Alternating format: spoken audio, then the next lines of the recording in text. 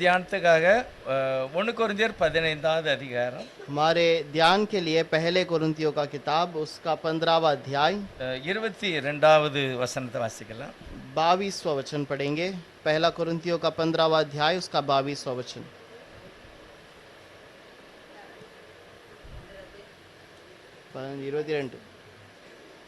ஆதாமுக்குள் எல்லாரும் மரிக்கிறது போல கிறிஸ்துவுக்குள் எல்லாரும் உயிர்ப்பிக்கப்படுவார்கள்.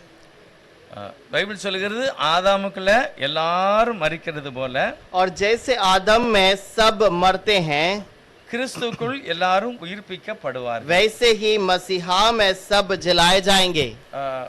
ஒரு ஆளை பற்றி சொல்லும்போது ஆதாமை பற்றி சொல்லும்போது அவனுடைய சந்ததியில அவனுடைய குடும்பத்துல அவனுடைய வம்சத்துல எல்லாரையும் மரணம் ताकुகிறது. जब एक व्यक्ति के बारे में कहा जाता है तो उसके बारे में कहा जाता है कि उसके द्वारा सबके ऊपर मरण आ चुकी है. இரண்டாவது பைபிள்ல சொல்லும்போது இன்னொரு அந்த ஆதாமுடைய ஸ்தானத்துல இன்னொருவர் வருகிறார். और आदम के उसी स्थान पर और एक व्यक्ति आता है. அத பற்றி 47வது வசனம் சொல்லுகிறது. उसके बारे में 47वां वचन में लिखा है முந்தின மனுஷன் பூமியிலிருந்து உண்டான மண் ஆனவன். और प्रथम मनुष्य धरती से अर्थात मिट्टी का था.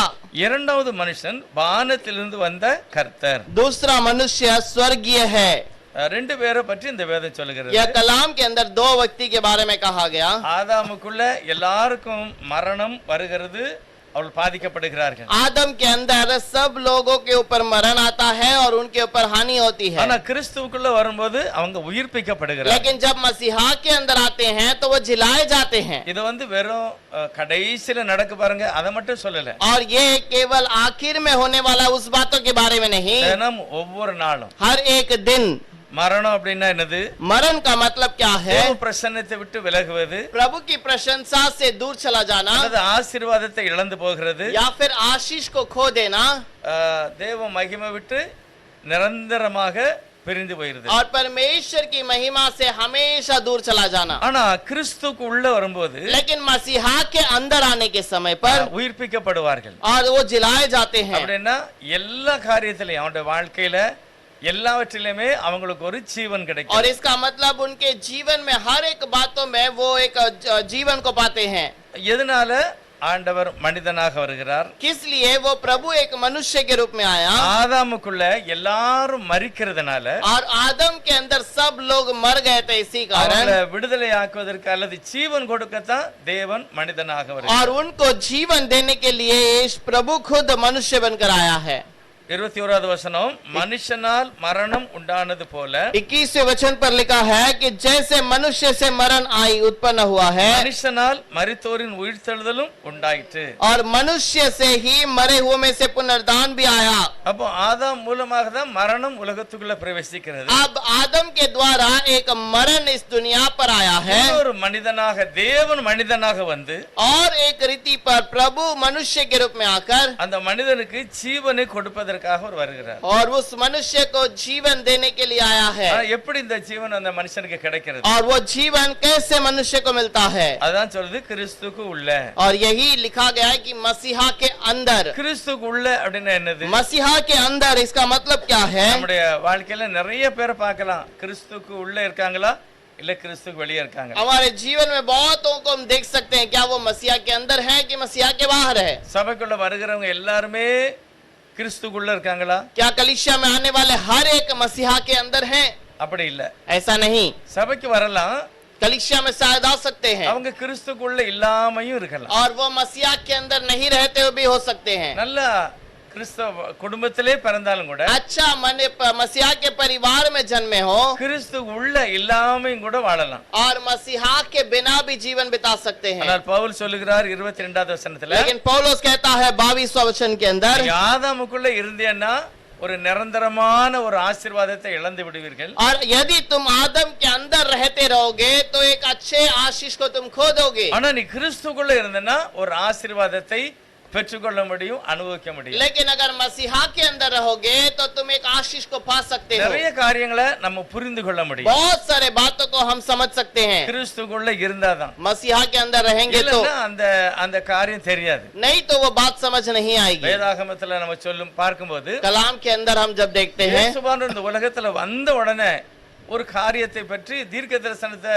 நிறைவேறுவதாக சொல்லியிருக்கு. और मसीहा हमारे अंदर आने के बाद कुछ बात को वो प्रकट करने के लिए बताया गया। அதாவது மத்தேயு எழுதின சுவிசேஷம் 5வது அதிகாரத்துல मत्ती का सुसमाचार उसका 5वां अध्याय 4வது चौथा अध्याय 4வது அதிகாரத்துல 4थे अध्याय के अंदर 5வது வசனம் சொல்லுகிறது, 5वां वचन पर लिखा है, இருளில் இருக்கும் ஜனங்கள் और जो अंधकार में लोग थे பெரிய வெளிச்சத்தை கண்டார்கள். उन्होंने बहुत बड़ी ज्योति देखी மரண இருளின் திசைகளில் இருக்கிறவர்களுக்கு வெளிச்சம் உதித்தது. और जो मरण के अंदर थे उनके लिए उजियाला चमका।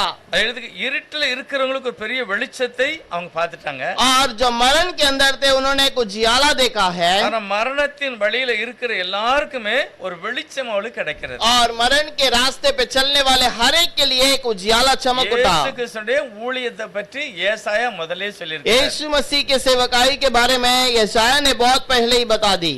4வது அதிகாரம் மத்தேயு 16ல சொல்லும்போது ஏசாயா இத மாதிரி சொன்னாரு, அதே போல நடந்துச்சு. मत्ती का 4:16 में लिखा है कि यशायाह ने ऐसे बात को कही है, वो यहाँ पर पूरा हुआ। இயேசு கிறிஸ்து போன வழியில இருந்த எல்லாருமே ஆதாமுக்குள்ள தான் இருந்தாங்க. और यीशु मसीह के उस जीवन के बहुत सारे लोगों ने आदम के अंदर ही थे। ஆண்டவருடைய பிரசங்கத்தை கேட்ட நிறைய பேர் ஆதாமுக்குள்ள தான் இருந்தாங்க. और बहुत सारे लोग जो यीशु को समाचार सुने हैं वो भी आदम के अंदर थे। எத்தனை பேர் அதை கிறிஸ்துக்குள்ளாக அங்கீகரித்தாங்களோ அவங்களுக்கு தான் ஜீவன் கிடைச்சது. जितनों ने मसीहा के अंदर उसे स्वीकार किया उनके लिए जीवन मिला है। லூக்கா 8வது அதிகாரத்துல விதைக்கிற நோமை பற்றி கர்த்தர் சொல்லும்போது लूका 8वें अध्याय के अंदर बोने वाले के बारे में जब प्रभु कहता है, விதைக்கிறது மனுஷகுமாரன், और बोने वाला मनुष्य का पुत्र है। அந்த விதை தேவனுடைய வார்த்தை. और जो बोया जाता है वो बीज प्रभु का वचन है। தேவனுடைய வார்த்தை யாருடைய இருதயத்துல போச்சோ, और प्रभु का बीज जिस भी मनुष्य के ऊपर जाता है அதுதான் கிறிஸ்துக்கு உள்ள இருக்கிறவர்கள். और वो ही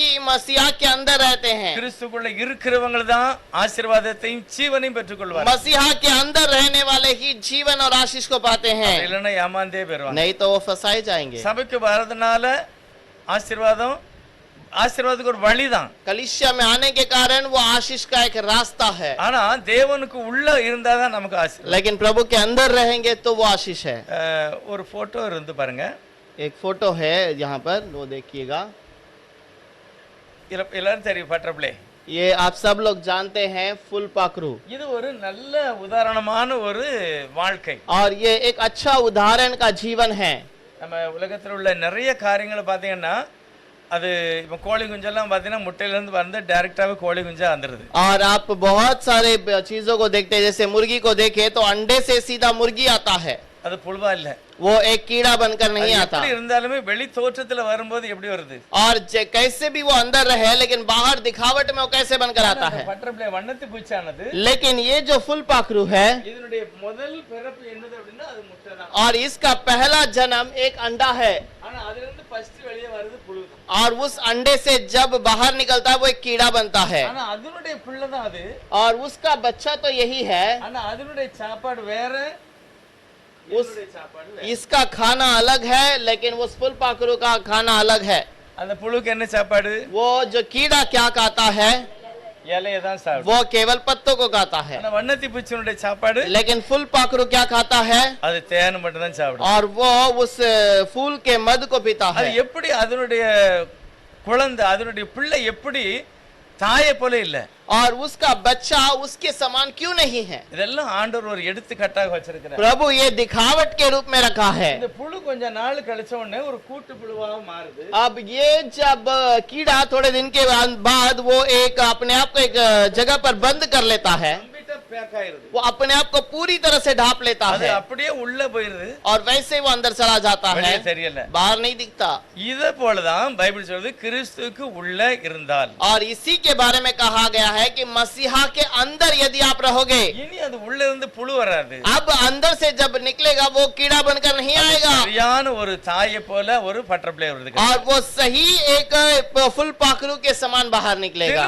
திரும்ப இது வெளியே வந்த பிறகு ஒரு நாள் அது என்ன செய்யாது, இலையை சாப்பிடாது. और अभी दोबारा निकलने के बाद वो कभी भी उस पत्तों को नहीं खाएगा, கண்டிப்பா அது தேனை தான் சாப்பிடும். जरूर वो मध को पिएगा। இதுதான் இயேசுநாதருக்கு உள்ள இருக்கமா இல்ல வெளியே இருக்கமா அப்பதான் நம்முடைய வாழ்க்கை தெரியும். यही बात है कि हम मसीहा के अंदर हैं या मसीहा के बाहर हैं। கிறிஸ்து மிகவும் சோஸ்தரிக்கப்பட்ட சர்வத்திற்கும் மேலான தேவன். और मसीहा सबसे ऊंचा और धन्यवाद किया हुआ व्यक्ति है। அவருடைய பிறப்பில் இருந்து பாருங்க அடிக்கடி கிறிஸ்துவை பற்றியே பிரசங்கித்தார்கள். और वो उसके जन्म से लेकर हमेशा मसीहा के बारे में ही प्रचार किया गया। கிறிஸ்து தான் சரியான ஒரு வெளிப்படுத்தப்பட்ட ஒரு நேம். और मसीहा का जो यीशु का नाम है वो एक प्रकटीकरण किया हुआ नाम है। பிறந்த பிறகுதான் அவருக்கு இயேசு அப்படின்னு ஒரு பேர் வைக்காங்க. आप उसको जन्म लेने के बाद में उसको यीशु करके नाम रखा गया। இயேசு என்றால் பாவங்களிலிருந்து விடுதலை ஆக்கக்கூடியவர். यीशु का मतलब पापों से छुटकारा देने वाला, ரட்சிக்கிறவர்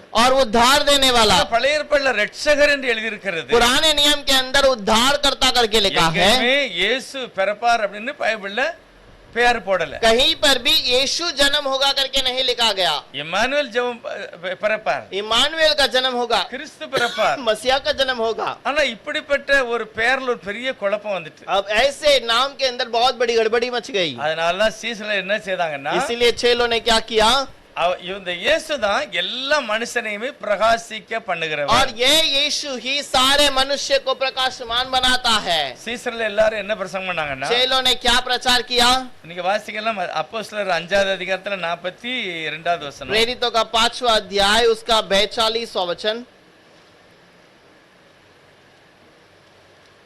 5வது அதிகாரம் 44 5 के अंदर 42। எல்லோரும் தேவாலயத்திலேயும் வீடுகளிலேயும் இடைவிடாமல் உபதேசம் பண்ணி இயேசுவே கிறிஸ்து என்று பிரசங்கித்தார்கள். वे प्रतिदिन मंदिर में और घर घर में उपदेश करने और इस बात का सुसमाचार सुनाने से कि यीशु ही मसीह है न रुके। அவங்களுடைய முக்கிய கருத்து என்ன? அப்போஸ்தலருடைய உபதேசம், उनका मुख्य प्रचार क्या है, प्रेरितों का उपदेश में क्या बात थी? இயேசு யார் தெரியுமா? यीशु कौन है? அவர்தான் கிறிஸ்து. वही मसीहा है। ஏன்னா கிறிஸ்து தான் மனிதனை பூரணமான நிலைக்கு கொண்டு வருகிறார். और मसीहा ही एक मनुष्य को परिपूर्ण स्थान में ले आता है। இயேசு கிறிஸ்துவாக தன்னை और வெளிப்படுத்துகிறார். यीशु अपने आप को मसीहा में प्रकट करता है। கிறிஸ்து யாரு? और मसीहा कौन அவர் है? என்றென்றைக்கும் சோதரிக்கப்பட்ட சர்வத்திற்கும் மேலான தேவன். और वो हमेशा धन्यवाद की हुआ सर्वशक्तिमान है। 9வது அதிகாரத்திலும் கூட 22வது வசனம், 9वें अध्याय के अंदर भी 22वां वचन। அதில் இருக்கிறது, சவுல் அதிகமாக திடன் கொண்டு और वहां पर सऊल दृढ़ होकर இவரே கிறிஸ்து என்று திருஷ்டாந்தப்படுத்தினார். और यही मसीहा है करके प्रचार किया। ஏனால் இயேசுவை தான் கிறிஸ்துவாக ஏற்றுக்கொள்ள வேண்டும். और यीशु ही मसीहा करके प्रचार किए। அவர்தான் இருளில் இருக்கிற ஜனங்களுக்கு வெளிச்சத்தை தருவார். और वही अंधकार में रहने वालों को उजियाला देता है। 18வது அதிகாரம் 28வது வசனத்திலேயும் அப்போஸ்தலர்ல प्रेरितों का 18वां अध्याय के अंदर 18ல 28ல 18 के अंदर 28वां वचन। அவர் அங்கே வந்த பின்பு, वो वहां पर आने के बाद யாரு? कौन? இங்க ஒரு பெரிய ஒரு பிரசங்கர் இருக்கிறார். यहाँ पर एक बहुत बड़ा प्रचारक है, அவர்தான் அப்பல்லோ. वही अपोलो है। சபையில பிரசங்கம் वो பண்ணுகிறார். एक कलीसिया में प्रचार करता பழைய है ஏற்பாட்டை நல்லா படித்து தேவனை ஆராதிக்கிற ஒரு நல்ல மனிதன். और प्रभु के वचन को अच्छा सा जांच कर प्रचार करने वाला। ஆனா யோவான் கொடுத்த ஸ்நானத்தையும் கூட அவர் பெற்றிருக்கிறார். यूहन्ना की बपतिस्मा को भी उसने पाया। அதுல எழுதியிருக்கிறது 25வது வசனத்துல, उस पर लिखा है कि 25वें वचन கர்த்தருடைய पर மார்க்கத்திலே தெளிவாக பேசினார். उसने प्रभु के मार्ग की शिक्षा पाई थी। ஆவியிலே அனல் உள்ளவராக கர்த்தருக்கு அடுத்தவைகளை திட்டமாக போதித்த நல்ல ஊழியக்காரர். और एक अच्छा सेवक था जो प्रभु की बातों के बारे में बताता था। அவர் யாரு? அப்பல்லோ. वो कौन है? अपोलो। சாதாரணமான ஊழியக்காரர்ல நல்ல அபிஷேகம் உள்ள ஒரு ஊழியக்காரர். ये एक साधारण सेवक नहीं बल्कि बहुत बड़ा अभिषेक पाया हुआ व्यक्ति நல்ல है வைராக்கியத்தோட பேசுகிறார். और अच्छे सामर्थ्य से प्रचार करता ஆனா है। இவர் பிரசங்கத்தை கேட்கிறதுக்கு ஒரு குடும்பமா வந்திருக்காங்க. ஒரு ஆள். लेकिन इसके प्रचार को सुनने के लिए परिवार के साथ आए हैं। அப்பல்லோடைய சொந்த சபை அது இல்ல. और अपोलो की खुद की कलीसिया वो नहीं है। யார் சபையில ஒரு பிரசங்கம் பண்ணுகிறார். किसी तो कलीसिया में वो प्रचार करता है। ஆக்கிலா பிரிஸ்கிலாங்க வந்திருக்காங்க. अखिला और प्रिस्किला वहां पर आए हैं அவங்களுக்கும் அந்த சபை கிடையாது. और उनके लिए भी वो कलीसिया नहीं है। இவங்க எல்லாரும் ஒரு சபையில வந்திருக்கும் போது और ये सब एक कलीसिया में आने के समय पर தைரியமா பேசுகிறார். अपोलो धैर्य से कहता है கர்த்தருடைய சித்தத்தை தான் ஏற்றுக்கொள்ளணும். और प्रभु की मर्जी को ही पाना है। தேவ சித்தத்தை நீ கடைபிடிக்கணும். प्रभु की इच्छा को तुम्हें ध्यान रखना रखना है கற்பனைகளை கைக்கொள்ளணும், और उसकी आज्ञा को पालन करना அப்பதான் है, உங்களுக்கு நித்திய ஜீவன். तब तुम्हारे लिए नित्य जीवन है। இவ்வளவு பேசுகிறாரு, और इतना बातें करने के ஆனா बाद இயேசுவையோ கிறிஸ்துவையோ அவர் பிரசங்கம் பண்ணல. यीशु को या मसीहा को उसने प्रचार नहीं किया। இத கேட்டுக்கொண்டிருந்த இந்த அகிலா பிரிஸ்கிலா और நினைச்சாங்க, इसको सुनने वाले अखिल और प्रिस्किला, இந்த காலத்துல நீ இயேசுவையும் கிறிஸ்துவையும் பிரசங்கிக்க வேண்டும். इन दिनों में तो यीशु को और मसीहा को प्रचार कर। யோவான் ஸ்நானகன் வரைக்கும் பழைய ஏற்பாட்டில் உள்ள எல்லா தீர்க்கதரிசிகளும்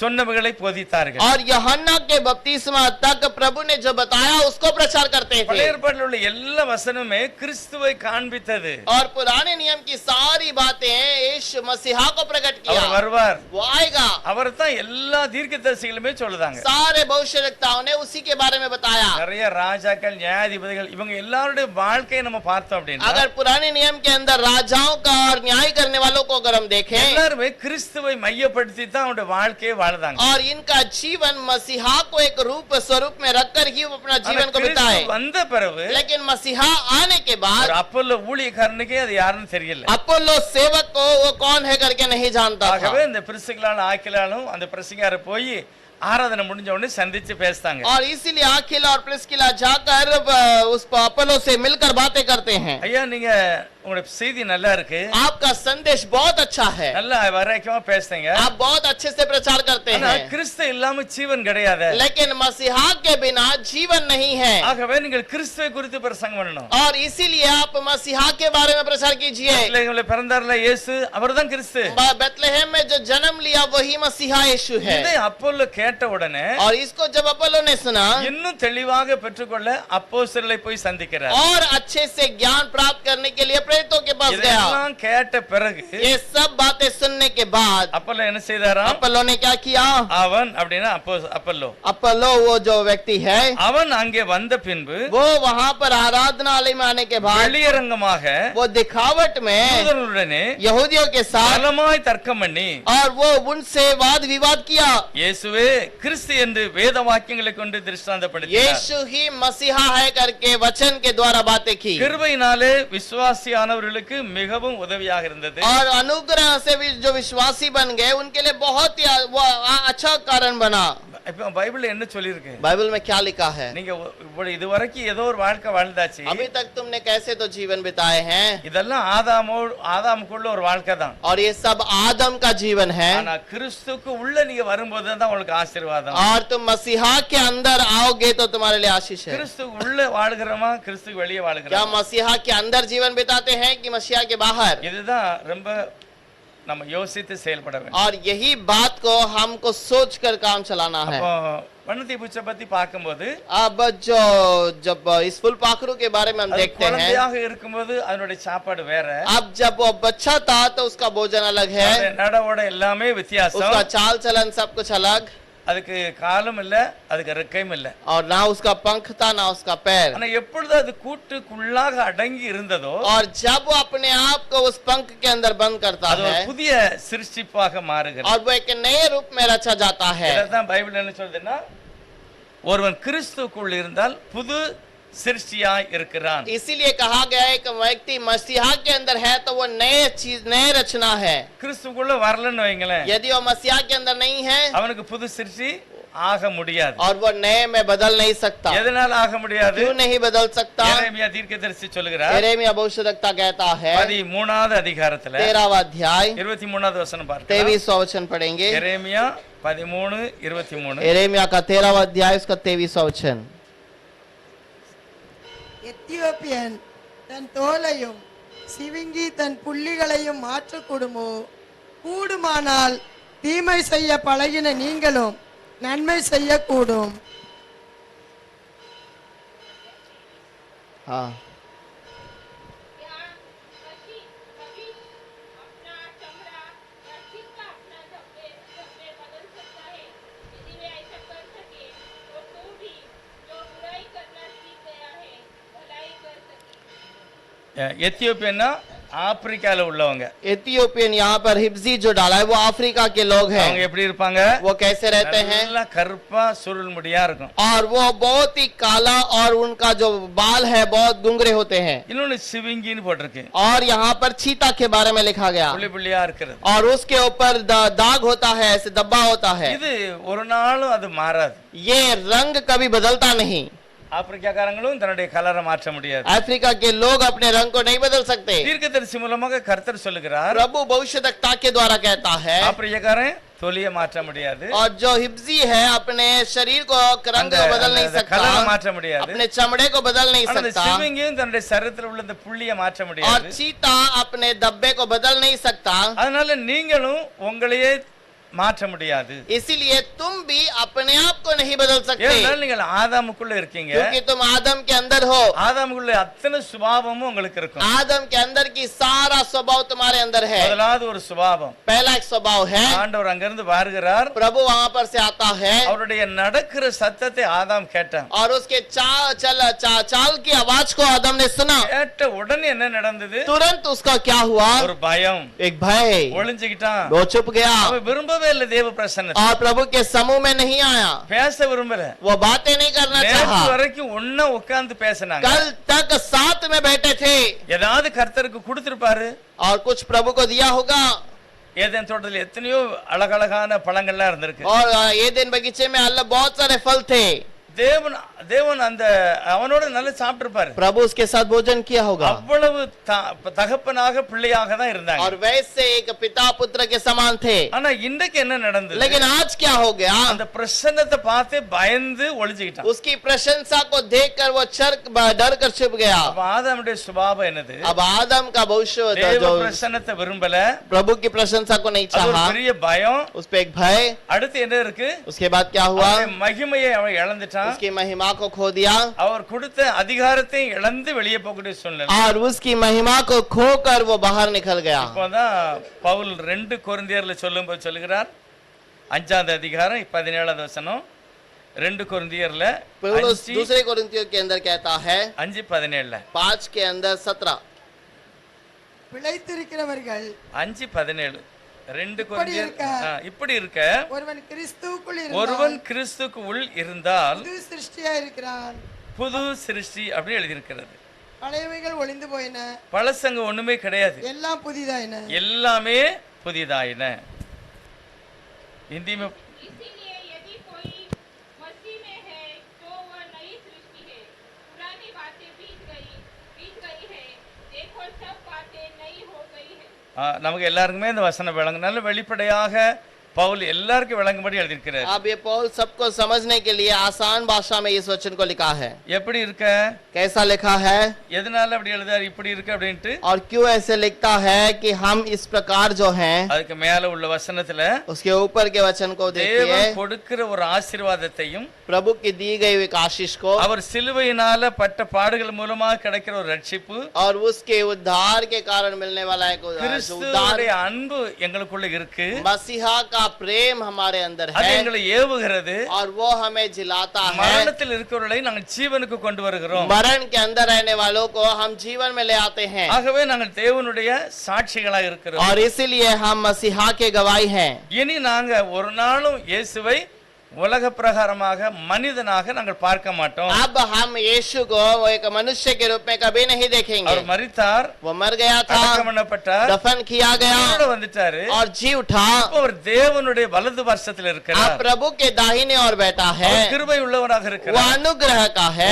ஒருவர் காண முடியாத ஒரு ஸ்தானத்துல அவர் இருக்கிறார். और कोई देख नहीं सकता वैसे स्थान पर वो है। இப்படி பிரச்சனை இருக்கிறதுனால ऐसे समस्या रहने के कारण நீங்களும் கிறிஸ்துக்குள்ள இருந்தாதான் यदि आप भी मसीहा के अंदर தேவ रहोगे, பிரசன்னத்தை நீங்க பார்க்க முடியும். प्रभु की प्रशंसा को देख सकते हो, இல்லைன்னா முடியாது. नहीं तो देख नहीं पाओगे। ஆனா நீங்க உள்ள வந்துட்டீங்கன்னா ஒரு புதிய படைப்பாக, புதிய சிருஷ்டிப்பாக மாறிவிடும். लेकिन अंदर आ जाओगे तो एक नए रूप में बदल जाओगे। இதுதான் தேவன் கொடுக்கிற ஒரு பெரிய ஆசீர்வாதம். और यही मसीहा देने वाला एक नया आशीष। நிறைய பேர் இந்த புதிய சிருஷ்டிக்காக என்னெல்லாமோ செய்தாங்க. बहुत सारे लोग इस नए रचना के लिए बहुत कार्य करते நிறைய हैं। வேற வேற சில சாது என்னமெல்லாமோ பேசியிருக்காங்க. और बहुत सारे साधु बहुत अलग अलग बातों को करते हैं। சாது சுந்தர் சிங் ஒரு புக்ல எழுதாரு, साधु सुंदर सिंह एक बात को कहते हैं, கிறிஸ்துக்காக ஒரு மனிதன் வைராக்கியத்தோட செத்து கூட போயிடுவான். और मसीहा के लिए एक व्यक्ति घमंड के कारण मसीहा के लिए मर भी सकता है, ரத்த சாட்சியா செத்து போயிடுவான். वो प्रभु के लिए लहू बहाकर मर भी सकता है, 2-3 மணி நேரம் அவனுடைய சரீரம் பாதிக்கப்படும். और करीब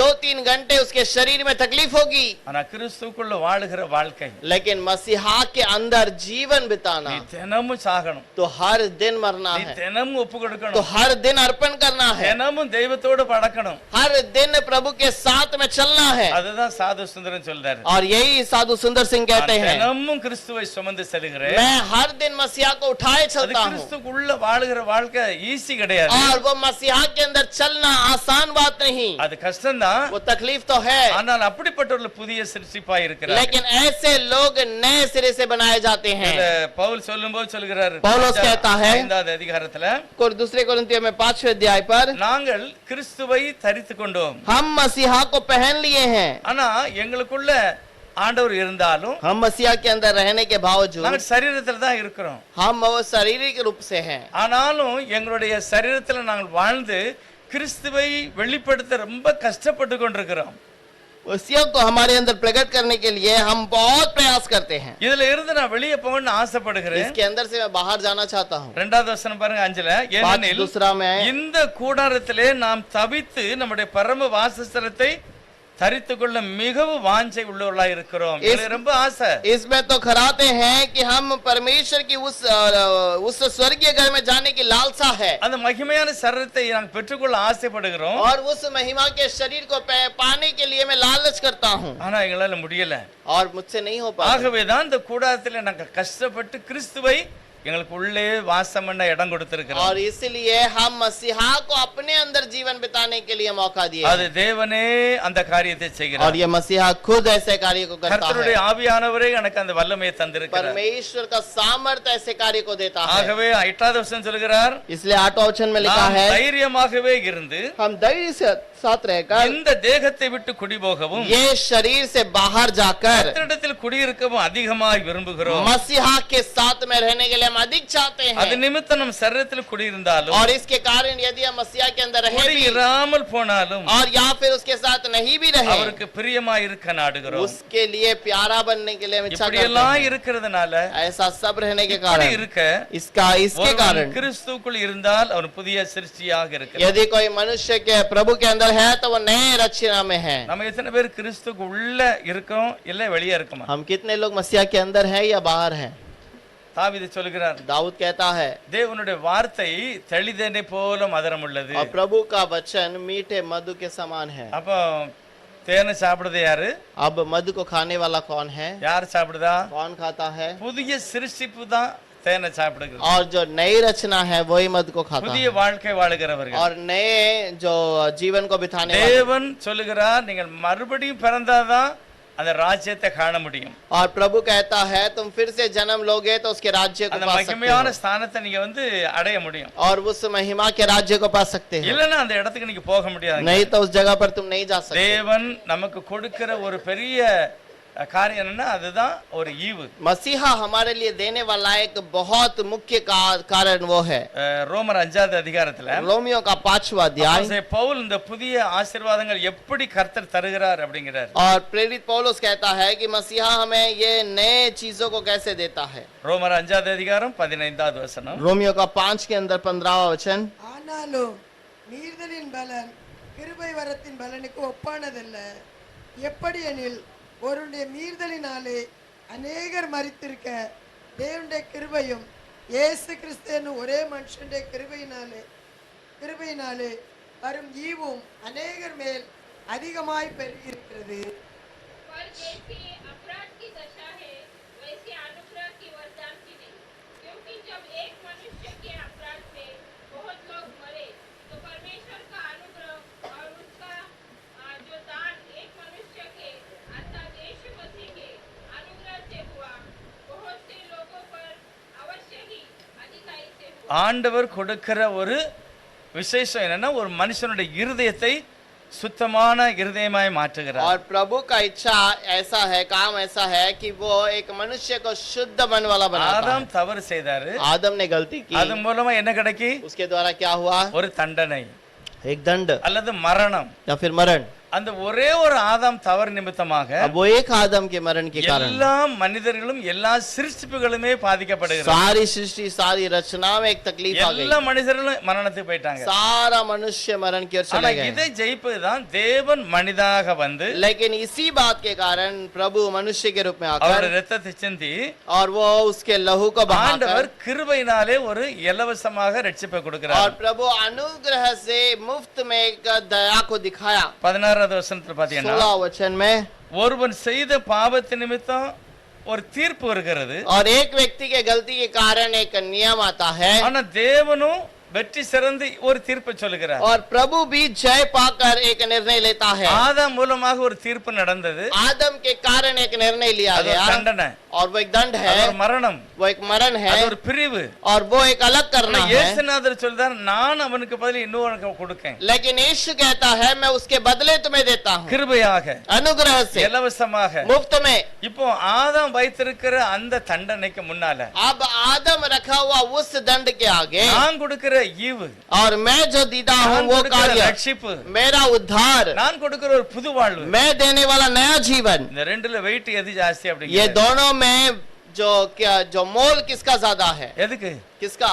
ஆதாம் வச்சிருக்கிறது வெயிட்டா இல்ல நான் வச்சிருக்கிறதா? आदम ने जो रखा वो कीमतवान है कि मैंने जो रखा है वो மரணமா कीमतवान है? ஜீவனா? मरण या जीवन? ஆதாம் என்னத்தை சம்பாத்தியம் பண்ணான்? आदम ने क्या कमाया? மரணத்தை வச்சிருக்கிறான். मरण को ले लिया, நானோ ஜீவனை கொடுத்து ஜீவனை लेकिन வைத்திருக்கிறேன். मैं जीवन देकर जीवन को ले लिया அதனால हूं। நான் கொடுக்கிறத ஆதாம் ஒண்ணுமே செய்ய और முடியாது. इसलिए मैं जो देता हूँ उसे आदम नहीं कर இது सकता। யாருக்கு கிடைக்கும்? ये किसको मिलता है? அவருடைய நாமத்தின் மேல் விசுவாசம் உள்ளவர்களாய், उसके नाम के अंदर विश्वासी जो है, அவரை ஏற்றுக்கொண்டவர்கள், जो उन्हें उसे स्वीकार किए हैं, அவங்களுக்கு தான் தேவன் அந்த அந்த அந்த காரியத்தை और கொடுக்கிறார். उन्हीं को प्रभु ये कार्य को देता है, அவங்களுடைய வாழ்க்கையில எல்லாம் ஒரு மாற்றம். और उनके जीवन में ये सारा कार्य மத்தேயு है। எழுதின சுவிசேஷத்துல मत्ती का सुसमाचार 15வது அதிகாரம் 15वां अध्याय 22வதுல ஒரு ஸ்டோரி நடக்க ஒரு ஒரு என்ன சொல்லுவாங்க, ஒரு சம்பாஷணை. और वहां पर कुछ बातचीत होती है ஆண்டவரும் ஒரு சகோதரியும். और प्रभु यीशु और एक बहन। கொஞ்சம் யோசித்து பாருங்க, நம்ம ஊருக்குள்ள நம்ம தெருவுல நடந்த மாதிரி கற்பனை பண்ணி பார்க்கணும். आप अपने सोच कर देखिएगा, हमारे गांव में हमारे घर के सड़क पर ये बातें हो रही है। 22வது வசனம் 22वां वचन, மத்தேயு 15:22. मत्ती का 15वां अध्याय उसका 22वां वचन। அப்பொழுது அந்த திசையில் குடியிருக்கிற கானானிய ஸ்திரீ ஒருத்தி அவள் இடத்துல வரா. और तब उस प्रदेश पे उस शहर पे रहने वाली कानानी स्त्री उसके पास आती है ஆண்டவரை மிகவும் மதித்து ஒரு வார்த்தை சொல்றார். और प्रभु का आदर करके एक बात को कहती है, தாவீதின் குமாரனே, हे प्रभु दाऊद के संतान, எனக்கு இறங்கும். मुझ पर दया कर। என் மகளுக்கு ஒரு சாசி பிடிச்சுக்கிட்டு मेरी बेटी को दुष्ट आत्मा ने बहुत सताता रहा ரொம்ப है கஷ்டப்படுதான், और वो बहुत तकलीफ में है, நீங்க உதவி செய்யணும். आप मदद कीजिए। ஆனா அவரு ஒண்ணுமே சொல்லல, उसने कुछ नहीं कहा, அடி போய்கிட்டே இருக்காரு. वो जा रहा है। திரும்ப சீசர்னு சொல்றாங்க, ஏசப்பா அவ ரொம்ப பாவமா இருக்கு அவளை பாக்கிறதுக்கு, चेलों ने कहा, हाँ प्रभु उसको देखकर बहुत दया होता है, आप कुछ कीजिए, ஏதாவது செய்யுங்க. आप कुछ कीजिए। அவளை பார்க்க பாவமா இருக்கு, அந்த குழந்தைய பாருங்க பிசாசு பிடிச்சிருக்கு, उसको देखिए, उसकी बेटी को शैतान ने पकड़ लिया है, அவளுக்கு ஏதோ உதவி தேவைப்படுகிறது, अब उसको कुछ तो मदद की जरूरत ஏதாவது है, செய்யுங்க. कुछ तो कीजिए। ஆண்டவர் சொல்லுகிறார், प्रभु ने कहा, நான் வச்சிருக்கிற ஒரு சாப்பாடு வச்சிருக்கிறேன், मैं उसके लिए एक भोजन रखा हूँ, நான் ஒரு சாப்பாடு வச்சிருக்கேன், मैंने भोजन रखा है, அது வந்து பன்னிக்குட்டிக்கெல்லாம் போட முடியாது. मैं सुअर को नहीं डालता, அவ பன்னிக்குட்டியை தான் கூட்டு வரா, और वो सुअर के बच्चों को ले आई है, நான் ஆட்டுக்குட்டிக்கு தான் கொடுப்பேன். मैं केवल मेमने को खिलाऊंगा। நான் காணாமல் போன ஆடுகளை தேடி என் சாப்பாடை கரத்துல வச்சுட்டு நான் தெருவா போறேன், और मेरे भटके हुए भेड़ों को ढूंढकर मैं हर गली गली में जाता हूँ, ஆட்டுக்குட்டிக்கு தான் கொடுப்பேன் நான். मैं केवल मेमने को दूंगा। இந்த வார்த்தையை சொன்ன உடனே और ये बात को कहते हैं, எதனால இந்த வார்த்தையை சொல்லுகிறார்? क्यों प्रभु ऐसे बात को कहता है? அவரு அதுல பாத்தீங்கன்னா மேல போட்டிருக்கு, और उसके ऊपर वचन लिखा 23வது है, வசனம் வாசிக்கலாம். 23वां वचन पढ़ेंगे, 24வது வசனம். 24वां वचन।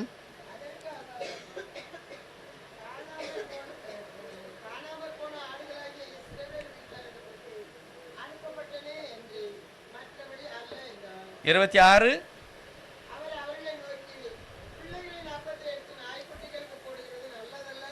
என்னுடைய பிள்ளைகளுக்கு நான் அப்போ வச்சிருக்கிறது நாய்க்கெல்லாம் போட முடியாது. मेरे बच्चों के रोटी को मैं कुत्तों को नहीं दे सकता। குத்தன்னா அப்ப அந்த குழந்தையா அவங்க அம்மாவா? क्या कुत्ता जो बोला है वो उसकी माँ है या वो बच्चा है? ரெண்டும் தான். दोनों ரெண்டும் தான். दोनों को कहता அவர் சொல்றாரு கொடுக்க முடியாது அப்படிங்க. मैं नहीं दे सकता करके कह दिया। நாய் அப்படினாலே பைபிள்ல பேதுரு சொல்றாரு. और कुत्ते के बारे में पतरस बाइबल में कहता है। நாயையும் பன்றியையும் தான் பைபிள் சொல்லுது கொஞ்சம் வித்தியாசமா. और कुत्ते और सुअर को एक अलग प्रकार से देखा जाता है। கழுவப்பட்ட பன்றி திரும்பவும் போய் என்ன செய்து அந்த கச்சன தண்ணியில விழுது. धोया गया सुअर फिर से वो कीचड़ पर जाकर गिरता है। நாயும் யாரும் செய்யாதத கக்கனதே திரும்பவும் சாப்பிடுது. और कुत्ता भी अपने उल्टी किए हुए चीजों को वो फिर से खाता है। இந்த சுபாவம் இந்த தாயிட்ட இருக்கு. और ये स्वभाव इसके माता के पास है। அதனால தான் பிள்ளையும் பாதிக்கப்பட்டிருக்கு. और इसीलिए उसके बच्चे को भी तकलीफ है। அத டைரக்ட் ஆண்டவர் சொல்லல. और प्रभु से सीधे से नहीं कहता। உன்னை பார்க்க நான் ஆட்டுக்குட்டியா பார்க்கல, உன்னை வந்து நாய் குட்டியா நான் பார்க்கறேன். और तुझे मैं जब देखता हूँ मैं एक जो भेड़ के समान नहीं बल्कि कुत्ते के समान देखता हूँ। அவ ஒரு பெரிய வார்த்தை சொல்றா பாருங்க. वो एक बहुत बड़ी बात को कह दी। மெய்தான் ஆண்டவரே. हे प्रभु ये सच है। என் எஜமானவரே அது உண்மைதான். हे प्रभु तू जो कहता वो सच है। நான் குற்றவாளி தான். मैं तो दोषी हूँ। நான் பாவி தான். मैं तो पापी हूँ। இருதயம் பாதிக்கப்பட்டிருக்கிறது. मेरा हृदय में दुख है। நான் என்னை தாழ்த்துகிறேன். और मैं अपने आप को नम्र ஆனா करती நீங்க हूँ। எஜமான் உங்களுடைய பிள்ளைகளுக்கு சாப்பாடு கொடுக்கீங்க. लेकिन आप मालिक है, आप अपने बच्चों को खिलाते हैं। அவங்க கீழே சிந்துவாங்கல்ல, அதை சாப்பிடுறதுக்கு ஒரு உரிமை இருக்குல்ல. और वो जो नीचे गिर जाता है फर्श पर उसे खाने का अधिकार तो मुझे है। அவர்கள் மேஜையில இருந்து விழுகிறது நான் சாப்பிடலாமே जो அப்படி. मेज से गिर जाता है उसका खाने का अधिकार मुझे है। இயேசு என்ன சொன்னாரு? यीशु ने क्या कहा? அதுக்கு பிரதியுத்தரமாக ஸ்திரீயே உன் விசுவாசம் பெரியது. पर प्रभु ने तुरंत कहा तेरा विश्वास बहुत बड़ा है। உன்னுடைய இருதயத்தில இருந்து இந்த மாற்றம் வந்திருக்கிறது. तेरे मन के अंदर ये बदलावट आई है। எவ்வளவு நீ உன்னையே நீ ஒப்புக்கொண்டாய். तू कैसे अपने आप को स्वीकार कर ली நீ உன்னையே தாழ்த்திட்டாய். और तो अपने आप को नम्र किया। அப்பதான் நீ நாய் அல்ல, நீ ஆட்டுக்குட்டியாக மாறுகிறாய். अब ही तू एक कुत्ता नहीं, अब तो एक मेमना बन गई है। தேவனுடைய ஆசீர்வாதம் அவளுக்கு கர்த்தர் கொடுக்கிறார். प्रभु के आशीष को प्रभु ने दिया है। தேவன் ஒவ்வொரு காலங்களிலும் प्रभु हर समय पर தேவன் தன்னுடைய ஜனங்களையே தேடி வருகிறார். और प्रभु अपने लोगों को ढूंढ कर आता है। எப்படி விதைக்கிறோம் நோமேர் சொல்கிறார். जैसे बोने वाले के दृष्टांत में कहता है। அவர் விதைத்த விதை வழி அருகே விழுந்தது. और उसका बोया हुआ दान रास्ते पर गिर गया। அதை மிதி உண்டதுன்னு போட்டிருக்கு. ஜனங்கள் அதை மிதிச்சாங்களாம். और वहां पर वचन में कहा गया है कि लोगों ने उस बीज को दबाया। அடுத்து போட்டிருக்கு அது பறவைகள் பட்சித்து போட்டது, அது உடைச்சு போயிட்டு. और उसके बाद लिखा है कि पक्षियों ने उसे खा लिया। நமக்கு நல்லா தெரியும் தேவனுடைய வார்த்தையை ஒரு சிலர் என்ன செய்தாங்களா, மிதித்து போடுகிறார். और कुछ वचन को हमको अच्छे से समझना है। कुछ लोग प्रभु के वचन को दबाते हैं। அதுக்கு ஒரு அக்கறை கிடையாது. उसके ऊपर कोई ध्यान नहीं அதுக்கு रखते। ஒரு மதிப்பும் கிடையாது. उसका कोई आदर नहीं। அதுக்கு முக்கியத்துவம் கிடையாது. उसका कोई पहला स्थान नहीं। ஒரு கிறிஸ்தவன் காலையிலே எழும்பி பைபிள் வாசிக்கலன்னு வைங்களேன், एक मसीहा का व्यक्ति अगर कलाम उठकर सुबह ना पढ़े, அப்ப அவனுக்கு உணர்வு இல்ல.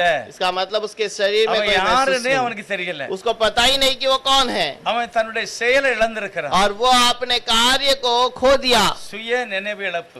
और वो अपने आप के ज्ञान को खो दिया है। யாருன்னே தெரியாது. उसको पता ही नहीं कि वो कौन है। இப்படிப்பட்டவங்க எதையாவது வச்சிட்டு கூட வெளியே போயிருவாங்க. और ऐसे लोग कुछ चीजों को रख कर बाहर चले வெளியே जाएंगे, போயிட்டு வருவாங்க. बाहर जाकर वापस आएंगे। இவங்களுடைய வாழ்க்கையில और தேவனுடைய ஆசீர்வாதத்தை அனுபவிக்க முடியாது. इनके जीवन में प्रभु के जो बातों को महसूस नहीं कर இவனுடைய सकते। இருதயத்துல உண்மை கிடையாது. और उनके जीवन में कोई सच्चाई नहीं। நீங்க ஆபிரகாம் கர்த்தரை அழைக்கும் போது அந்த ஆதியாகமத்துல ரொம்ப சில காரியங்களை சொல்லல. उत्पत्ति की किताब में यदि देखा जाए तो बहुत सारे बातों को नहीं बताया गया। ஆபிரகாம் பற்றி என்ன சொல்லிருக்கு? अब्राहम के बारे में क्या कहा गया? அப்பா விட்டு நீ வெளியே வான்னு சொல்லிருக்கு. तो अपने पिता को घर को छोड़कर बाहर आ। ஆனா நெகேமியா என்ன சொல்றாரு பாருங்க. लेकिन नेहेमिया क्या कहता है? நெகேமியா 9வது அதிகாரத்துல नेहेमिया 9वां अध्याय ஆபிரகாமை பற்றி அவர் பேசும்போது अब्राहम के बारे में जब वो कहता है, 9வது அதிகாரம் நெகேமியா 7வது வசனம். नेहेमिया का 9वां अध्याय उसका 7वां वचन। ஆபிரகாமை தெரிந்து அவனை ஊர் என்னும் கல்தேரின் பட்டணத்தில் இருந்து புறப்பட பண்ணி அவனுக்கு ஆபிரகாம் என்று பெயரிட்ட தேவனாகிய கர்த்தர் நீர். அடுத்த வசனம். அவன் இருதயத்தை உமக்கு முன்பாக உண்மை உள்ளதாக கண்டு கானானியர், ஏத்தியர், எமோரியர், பெர்சியர், எபூசியர், கிர்காசியருடைய தேசத்தை அவன் சந்ததிக்கு கொடுக்கும்படி அவனோடு உடன்படிக்கை பண்ணி உம்முடைய வார்த்தைகளை நிறைவேற்றினீர். நீர் நீதி உள்ளவர்.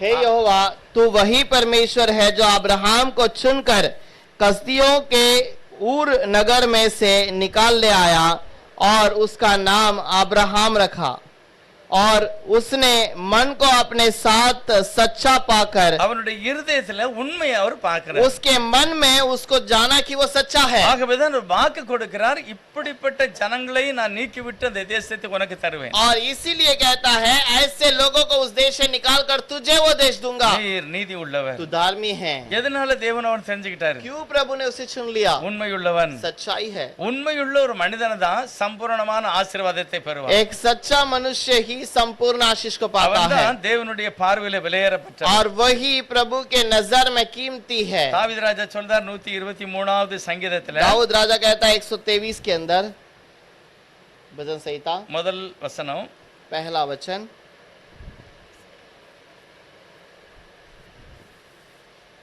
பரலோகத்தில் வாசமாயிருக்கிறவரே, உம்மிடத்திற்கு என் கண்களை ஏறெடுக்கிறேன்.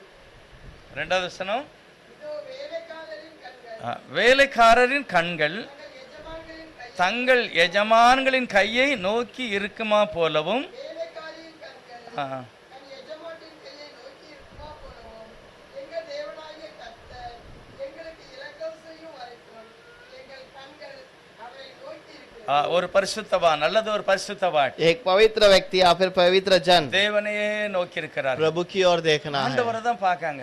और वो प्रभु की ओर அங்க देखना இருந்து है, தான் ஒத்தாசை வரும். वहां से सहारा मिलेगा।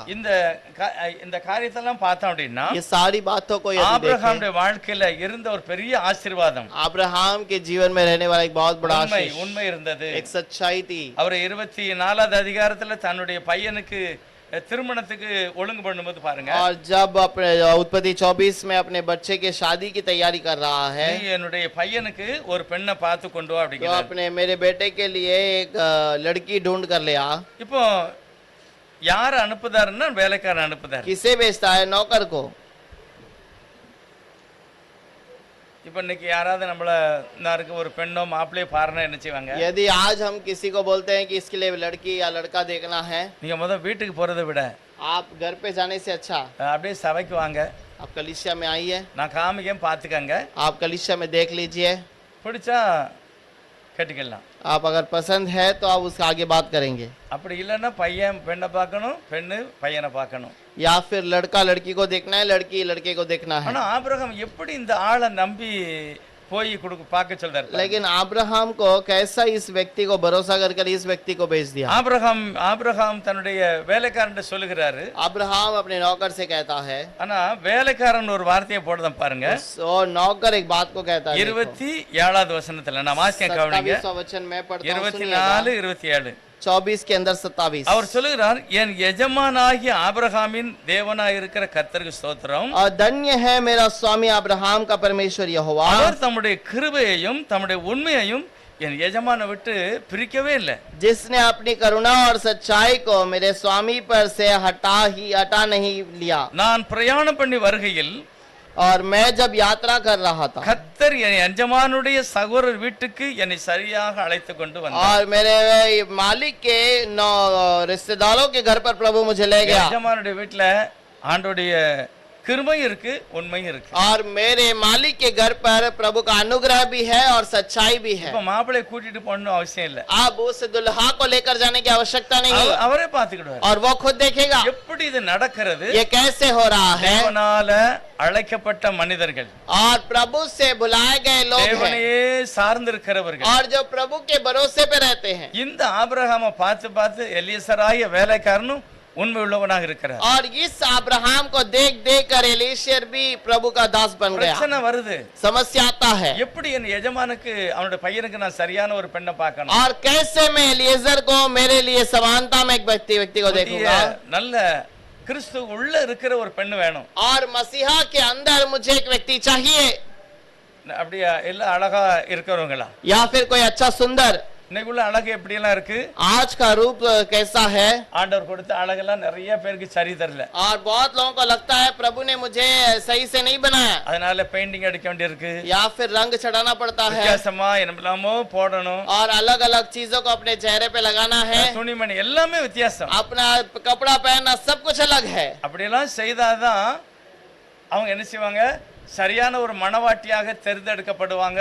அப்படி அவங்க தீர்மானிச்சு செய்தாங்க. और वैसा रहेंगे तो ही हम एक सही दुल्हन है करके कहते हैं। ஆனா ஆபிரகாமுடைய வேலைக்காரன் எதை பார்த்திருப்பாரு? लेकिन अब्राहम के नौकर ने क्या बात को என் देखा? எஜமானுக்கு இல்ல, தேவனுடைய ஆசீர்வாதம் இருக்கிறது. और मेरा मालिक के अंदर प्रभु का आशीष है, உண்மை, सच्चाई है, தேவ கிருபை प्रभु का अनुग्रह है। வீட்டுக்குள்ள மட்டும் இல்ல, வேலைக்காரர்களோடு கூட இருக்கு. केवल घर पर नहीं बल्कि नौकरों के ऊपर भी है। அப்படிப்பட்ட வீட்டுக்கு ஒரு மணவாட்டி வரணும் அப்படின்னு अगर वैसे घर पर एक दुल्हन आना ஆண்டவரே चाहिए, நீர் தான் அதை எனக்கு தெரிந்து தரணும், हे प्रभु आप ही चुन लीजिए, நீர் தான் எனக்கு தரணும். आप ही चुन लीजिए। எப்படிப்பட்ட ஒரு தியாகத்தோட உண்மையுள்ள ஒரு பிரேயர், और एक अर्पण है प्रभु के अंदर, सच्चाई में रहने वाला प्रार्थना। அப்படிப்பட்ட ஒரு மணவாட்டி அவரே காண்பிக்கிறார், प्रभु ऐसा दुल्हन को दिखाता है அவரே அதை எல்லாம் ஒழுங்குபடுத்திட்டார். और वही सब कुछ तैयार कर लिया। இதுதான் தேவன் கொடுக்கிற மணவாட்டி. और यही प्रभु देने वाला दुल्हन, இல்ல சும்மா மேலோட்டமா பார்த்துட்டு या फिर ऊपर दिखावट में देखकर நிறைய வீடுகள்ல அடிபடி நடக்கு, बाहर बाद में घर में झगड़ा होता है। என்னெல்லாம் நடக்கு தெரியுமா? क्या क्या होता पता है? நிறைய சபைகள்ல பாத்தீங்கன்னா बहुत सारे कलीसिया में देखे,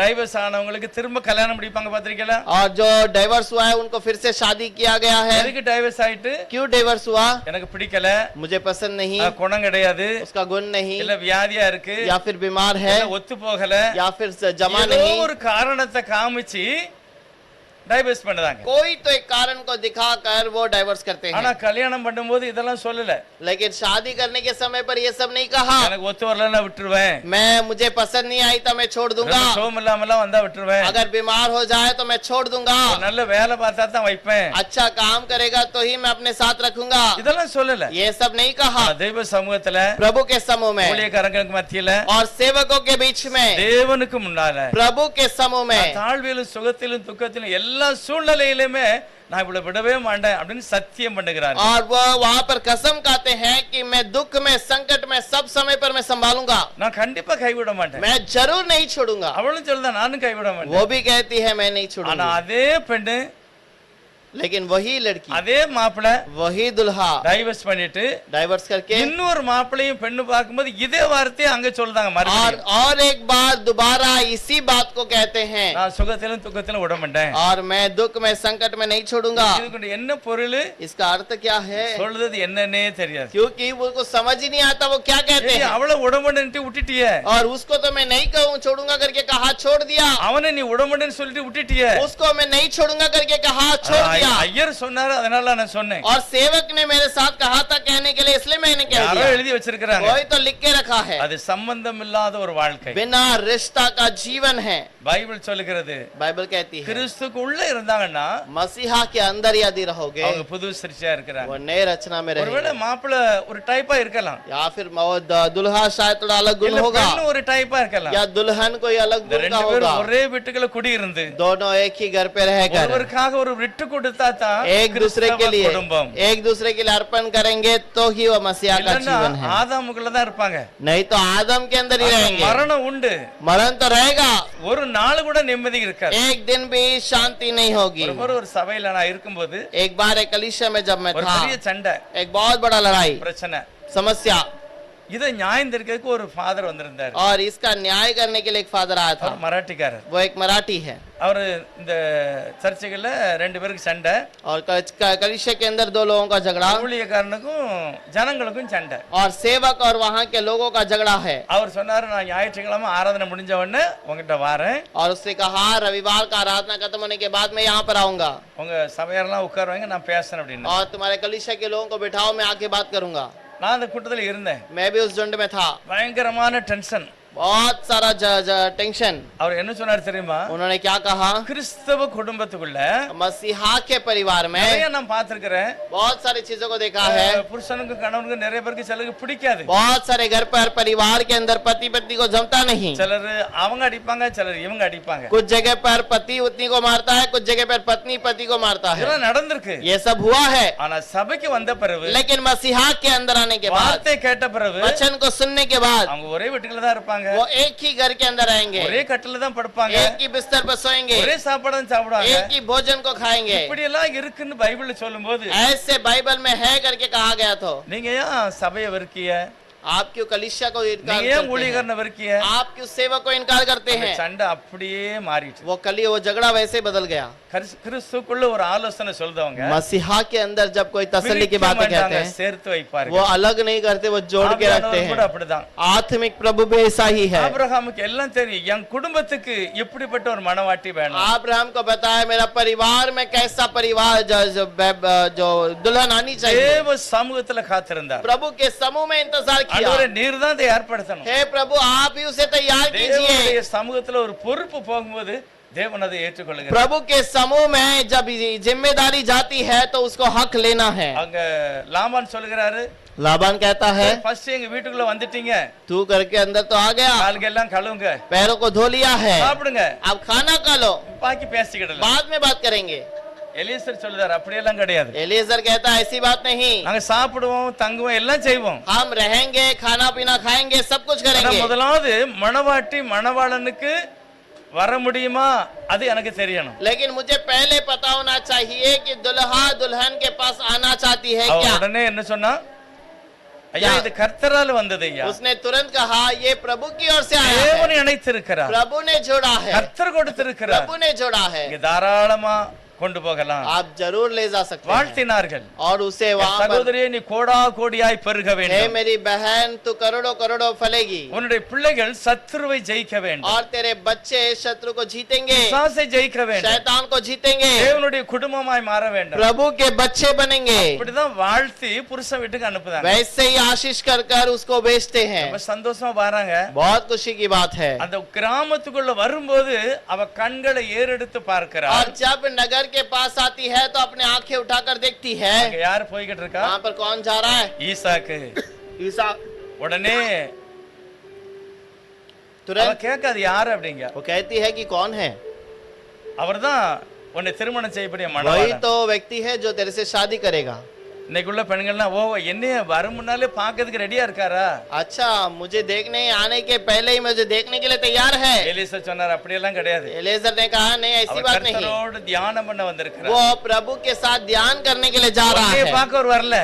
और तुझे देखने के लिए नहीं। அவருடைய பழக்க வழக்கம் எல்லாம் தேவனையோடு ஆராதிக்கிறது, और तेरे आदतों को बचाने के लिए नहीं, தியானிப்பதற்கு தான் वो வந்திருக்கிறார். प्रभु को ध्यान करने के लिए निकला है। இப்படிப்பட்ட ஒரு குடும்பம் தான் ஆசீர்வாதமாக और இருக்கிறது. ऐसा परिवार आशीषित है। இவங்கதான் கிறிஸ்துக்கு உள்ள வாழுகிற வாழ்க்கை. और यही मसीहा के अंदर का एक जीवन பிரச்சனை है। வந்தது, और वहां पर समस्या तो आई, பிரச்சனை ஜெயிக்கல, கிறிஸ்து लेकिन ஜெயித்தார். समस्या जीत नहीं पाया, मसीहा जीत गया। நிறைய குடும்பங்கள்ல பாருங்க, बहुत सारे परिवार में देखिए ஒரே குடும்பத்துல தான் இருக்காங்க, வித்தியாசமான நிலை. एक ही परिवार के अंदर है लेकिन अलग गुण है। எப்படி இது முடியும்?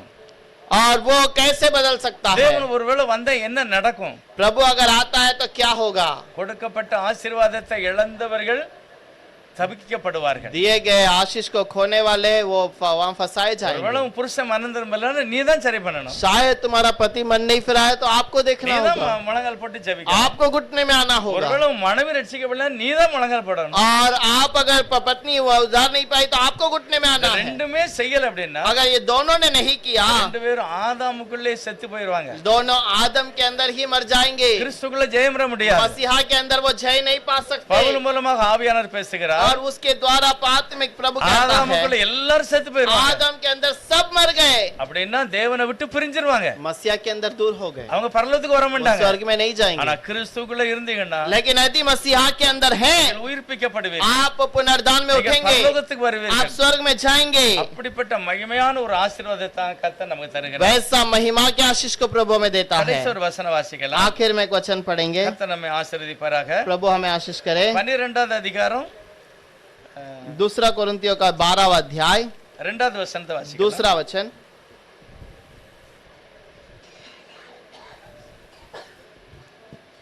கிறிஸ்துவுக்குள்ளாக ஒரு மனுஷனை அறிவேன். கிறிஸ்துக்கு உள்ளாக ஒரு மனுஷனை நான் அறிவேன். 14 வருஷத்துக்கு முன்னே 3ஆம் மானவருக்கு எடுக்கப்பட்டான். ஆ. அவன் சரீரத்தில் இருந்தானோ சரீரத்துக்கு புறம்பே இருந்தானோ? அவன் சரீரத்திற்கு உள்ள இருந்தானா வெளியே இருந்தானா தெரியாது, ஆனா அவன் கிறிஸ்துக்குள்ள இருந்தான். और मैं एक व्यक्ति को जानता हूँ मसीहा के अंदर था या वो अपने शरीर में था या आत्मा था। அவன் உலகத்துல இருக்கும்போதே वो दुनिया में जब था மூணாவது வானத்து வரைக்கும் போயிட்டு வந்திருக்கான். तीसरे आकाश तक जाकर आ चुका அது है। பவுல் தான். वो पौलुस அவர் है। சொல்றாரு, நான் சரீரத்துல இருந்தேனா இல்லையா எனக்கு தெரியாது, ஆனா நான் சரீரத்துல தான் वो இருந்தேன். कहता है कि मैं शरीर में था कि नहीं आत्मा में था मुझे पता नहीं, लेकिन शरीर में ही था। உயிரோட இருக்கும்போதே, मैं जब जीवित था, உலகத்துல இருக்கும்போதே, जब दुनिया में था, தேவனோட சஞ்சரிக்கிற ஒரு வாழ்க்கை. मैं प्रभु के साथ जाकर आ चुका हूँ। யாருக்கும் இந்த சான்ஸ் கிடைக்கல. किसी को ये मौका नहीं मिला। அப்போ பவுல் சொல்கிறார், प्रेरित पौलुस कहता நான் है தேவனுடைய சமூகத்துக்கு நான் போயிட்டு प्रभु வந்திருக்கேன். के समूह में जाकर आ चुका हूँ। பாரடைஸ்க்கு போயிட்டு இருக்கேன். मैं स्वर्ग में जाकर आ चुका பரதேசியை போய் हूँ। பார்த்துட்டு வந்தேன். परदेश में அங்க जाकर आ चुका பேசப்படுற हूँ। வார்த்தைகள் எனக்கு ஆச்சரியமா और இருந்தது. वहाँ पर जो बातें होती है वो मेरे लिए आश्चर्य की बात நிரந்தரமா है। ஒரு நாளைக்கு நாங்க போயிருவேன். मैं हमेशा के लिए वहाँ पर चला அப்படிப்பட்ட जाऊंगा। மகிமையான ஸ்தலத்தை கர்த்தர் நமக்கு வைத்திருக்கிறார். वैसे महिमा के स्थान को प्रभु ने हमारे लिए रखा ஆதாம है। போலவே வாழ்ந்து கெட்டு போயிடக்கூடாது. आदम के समान रहकर नाश न हो जाना। கிறிஸ்துக்கு உள்ள நான் வாழும்போது நமக்கு मसीहा ஆசீர்வாதம். के अंदर हम रहेंगे तो हमारे लिए आशीष होगी। கர்த்தர் நம்மளை ஆசீர்வதிப்பார். प्रभु हमें आशीष करे। எல்லாரும் கர்த்தரை நோக்கி ஜெபம் பண்ணலாம்.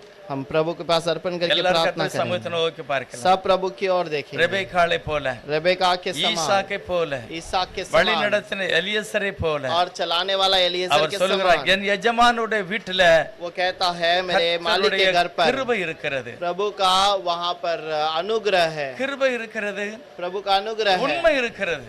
और वो सच्चाई है। ஓ, அவருடைய குடும்பம் தேவன் தெரிந்து கொண்ட ஒரு और குடும்பம். उसका परिवार प्रभु से चुना हुआ परिवार। ஆபிரகாமை எப்படி தெரிந்து கொண்டாரோ, जैसे अब्राहम को चुन लिया, இன்னைக்கு இருக்கிற இவங்க எல்லாரையும் आप हर एक को ஆபிரகாமே போலதான் உங்களை அழைச்சிருக்கிறார். अब्राहम के समान ही आपको भी बुलाया ஆபிரகாமை है। போலதான் உங்களை எல்லாரையும் ஆண்டவர் அழைத்திருக்கிறார். अब्राहम के समान ही आप हर एक को बुलाया है। நம்முடைய உண்மையும் நீதியும் இருந்தால் अगर हमारे अंदर सच्चाई और धार्मिकता है, நிச்சயமாக ஆசீர்வதிப்பார். प्रभु जरूर आशीष करेगा। பரிசுத்தமுள்ளவருக்கு நன்றி சொல்லுகிறோம். प्रभु आपको धन्यवाद कहते இந்த हैं। நாளில் எங்களை நாங்கள் தாழ்த்தி ஒப்பு கொடுக்கிறோம். इस समय पर हमने आपने नम्रता से अर्पण करते உள்ளாக हैं। இருக்கிற அந்த புதிய பலன், और मसीहा के अंदर रहने அந்த वाला புதிய नया फल, ஆசீர்வாதம், नया आशीष, அன்று புது சிருஷ்டி नई रचना ஒவ்வொருவருக்கும் கிடைக்கட்டும். हर एक को मिलने दे। நாங்கள் இலைகளை அல்ல தேனை சாப்பிடுகிறவர்களா இருக்க வேண்டும். हम मध को नहीं बल्कि पत्तों को नहीं बल्कि मध खाने वाले बने। அப்படிப்பட்ட மகிமையான சாட்சிகளா இருக்க உதவி செய்யும். वैसे महिमा की गवाही बनने के लिए मदद இயேசு कर। கிறிஸ்துவின் நாமத்தினால यीशु के नाम से मांगते हैं पिता। ஆமென்.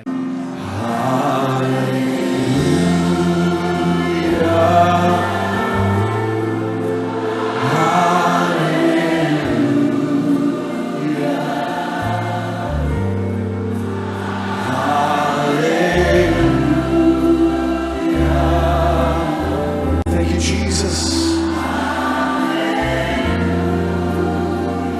Hallelujah.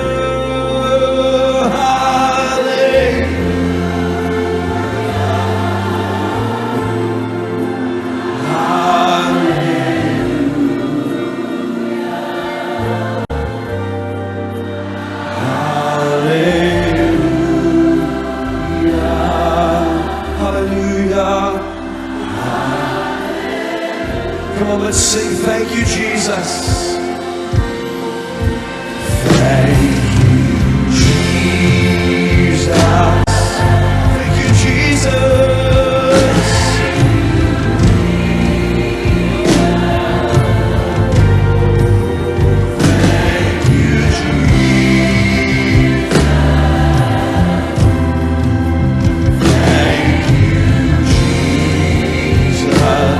Thank you, Jesus. Thank you, Jesus. Thank you, Jesus.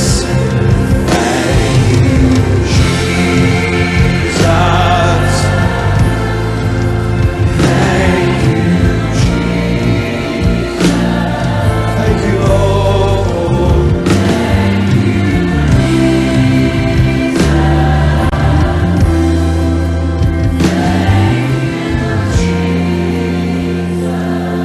Let's sing this. Holy, holy are you, Lord.